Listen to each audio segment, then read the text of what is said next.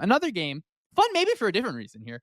The Packers win over the Texans. I want to start with the Packers defense against the Texans offense, where Jeff Hafley, I think coming into the year, we're like, all right, well, he's kind of off that Pete Carroll tree, but his kind of thing is supposed to be, well, he can make the pressures a little bit kind of fancier. And I thought that this was a game where he was able to kind of deliver on that promise, where you get some of those double mug looks that are a little bit more effective, where they had a nice snap where it's like their linebackers are creeping to the line really late, and then they set a pick for each other. And it's like sometimes when you like watch picks in the NFL, like one of the players kind of runs off of it. He's like, oh no, I'm in open space. But like this player really committed to it to open up kind of the second rusher, which is really nice. You're able to get some unblocked defensive backs off of the edge.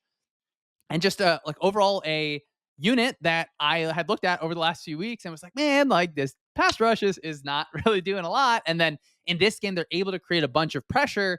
But at the same time as that, it's like, all right, well, is that a Houston offensive line issue? Like Stroud is still a superhero. I think there were obviously, some throws he didn't love in this game, but at sometimes like he just had no chance at all on a few of these plays. Yeah, I mean, my feels right being wrong was Green Bay's defense wouldn't perform that well against Houston's offense. That's why we had that segment there, because I was wrong about it. But yeah, I mean, the pass rush really stepped up in this game for the Packers, where you had Rashawn Gary, who was getting in the backfield constantly in this game.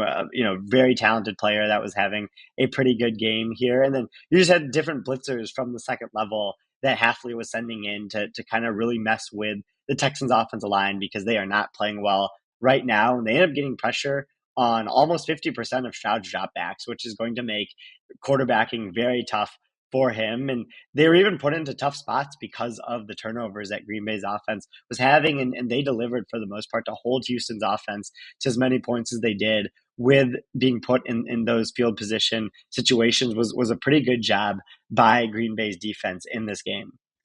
Tage, let's do a check-in on Bobby Slowick's run game. How to look in this one?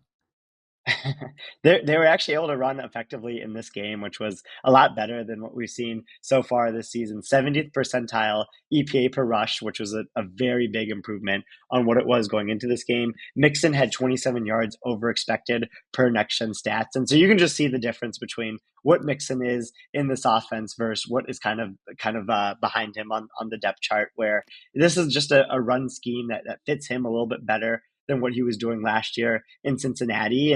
And I think that they'll see some positive rush yards over expected from him going forward.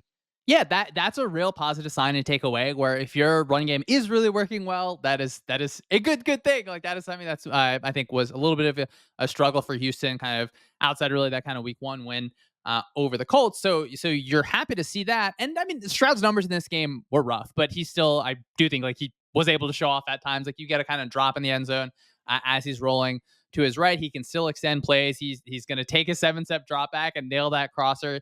There was kind of one like in-breaker that he dirted that, yeah, like overall, like not his best day, but it's just like not a long-term concern for me at all. I think the offensive line is just something where like the pressures that Hafley had drawn up, they were nice. They were fun. It wasn't like, oh my head is spinning or like I'm like falling out of my chair. Not that they ever have to be. Like if a pressure works, but I'm saying that more to look at it in the sense that I think Houston's offensive line like has to be able to pick those up. Like there are going to be times where defenses are able to create an unblocked rusher. Like that is natural. That is going to happen. But I think for some of those struggles to kind of happen over and over like that is just a little bit where it's like, like you have to monitor that a little bit. And I think, but overall, like Jeff Hafley, like I'm monitoring in a complimentary way, certainly this time, which I'm happy to see. I do want to see offenses that, can you force them into that kind of like heavier, have him put out his base look, get him into cover 3, hit play action shots. It feels like a game from 10 years ago a little bit where you had some of those snaps in this game. We'll see if teams are able to do that more against the Packers defense. Hey, just flip it over to the Texans defense versus the Packers offense, where Jordan Love, he's just so fun because it's fun for me who doesn't have to like root for the Packers or like live or die by kind of are the Packers winning the game, because like when he takes his drop, he does that kind of hitch up. You see the ball kind of separate. There's just times I'm like, I have no idea what's going to happen. Like he wants to push the ball down the field. There's going to be times where he wants to push the ball into tight windows, and he makes some throws that just other quarterbacks like simply cannot make. And last week he was really good when he was holding on to the ball a little bit longer. This week he did a better job on some of those quick throws. So that was really, really nice. Where on one of his touchdowns, like you're holding the safety for like just a tick and throwing it really through a keyhole, hitting that outside receiver on that vertical kind of against cover two for a touchdown, which is really, really awesome. You get, a rough second interception. That first interception, Jalen Petrie did a nice job kind of sitting on that outbreaking route. You go ahead and get a pass break up. The ball lands in your team's hand. And Jalen Petrie, last year he played safety, playing all slot corner this year. That has been fun. Where do you want to start here for Houston defense and Green Bay's offense?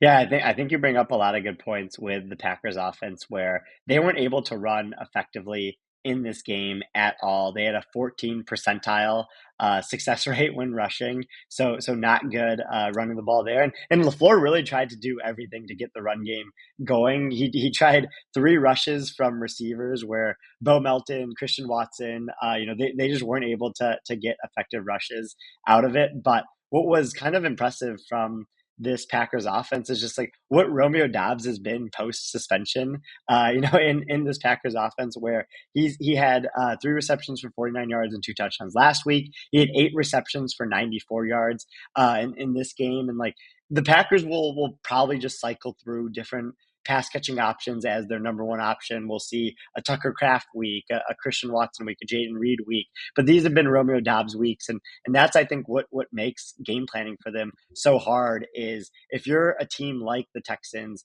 where you have Derek Stingley, as your premier corner, you've Kamari Lassiter as kind of your second corner. It's hard for you to know exactly where to match those corners up just because of this Packers offense being so multiple and just how they can get targets to any certain pass catcher on any given game day. Same question for this game as the last game. Does this game make you think any differently about either Green Bay or Houston? I'm a little bit worried about Houston's offense without Nico Collins for however long he's out. Like we assume he's back this season at some point, so like I'm sure their offense will be back to being pretty good then. But they had the 12th best EPA per dropback in the league in games that Collins played this year. They've dropped to 22nd, because this was a pretty unproductive game from their past game, against the Packers. So that worries me a little bit. Definitely feel better about the Packers defense. I had some doubts about whether they were having turnover luck or if they could actually perform on a down to down basis, but they looked really good in this game for sure. I was thinking about it. I was like, when I'm watching the Packers offense, like, am I concerned about them? I was like, they were maybe early on in the film. I was like, yeah, maybe, but after a while, it's like, well, like Love's keeps on making some of these insane throws where it's like, okay, like you're just able to push a defense in ways that no one else is able to. You obviously still have Lafleur there, who's able to do such good. So for me, like because Love's ceiling is so high, some of the like again, it is relatively rare. It's like you get an erratic throw, or you just get like general aggressiveness, which like I love that a quarterback has. Like we're gonna push the ball into some of these tight windows.